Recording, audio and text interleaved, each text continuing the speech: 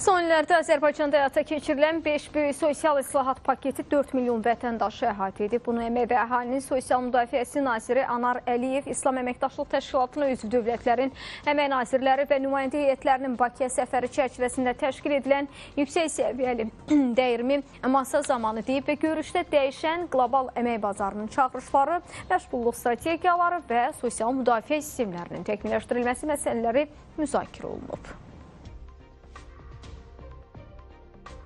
Azərbaycan əmək münasibətləri sahəsində İslam Əməkdaşlıq Təşkilatı ilə səmərəli əməkdaşlıq edir. Bunu Əmək və Əhalinin Sosial Müdafiəsi Naziri Anar Əliyev dəyişən iş dünyasında innovativ əmək və məşğulluq strategiyaları qlobal çağırışlar, milli həllər mövzusunda keçirilən tədbirin açılış sessiyasında bildirib. Nazir qeyd edib ki, qərargahı Bakıda yerləşən İslam Əməkdaşlıq Təşkilatının Əmək Mərkəzi məşğulluq, sosial müdafiə və insan kapitalının inkişafı sahəsində üzv ölkələr arasında əlaqələndirici missiyanı uğurla icra edir. Anar Əliyev son illərdə bu sahədə ölkəmizdə həyata keçirilən sosial islahat paketi barədə də danışıb.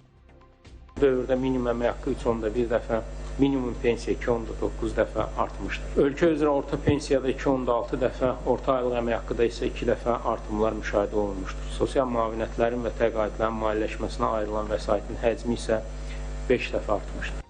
Türkiyənin Əmək və Sosial Müdafiə Nazirinin müavini Lütfühaq Alpkan isə jurnalistlərə açıqlamasında İslam dünyasının gənclərinin gəlir problemi ilə üzləşdiyini bildirib.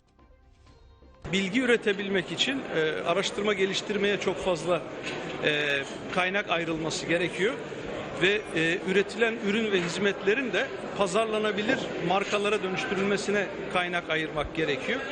Eğer İslam dünyasında bizim güçlü araştırma geliştirme bütçelerimiz ve güçlü uluslararası markalarımız olmazsa bizim gençlerimizin emeğine çok yüksek bir bedel ödeme şansımız olmuyor. Kollec və universitetlər ölkələr arasında fərqli təcrübələrə sahibdir. Hiss edirəm ki, bu görüşlər zamanı yeni biliklər qazanacağıq və uğurlu təcrübələri öyrənəcəyik. Eyni zamanda hazırda əmək bacarıqları ilə təhsil sistemi arasında mövcud boşluqları aradan qaldırmaq üçün çalışırıq. Bu istiqamətdə iş yerləri də sonradan formalaşacaq.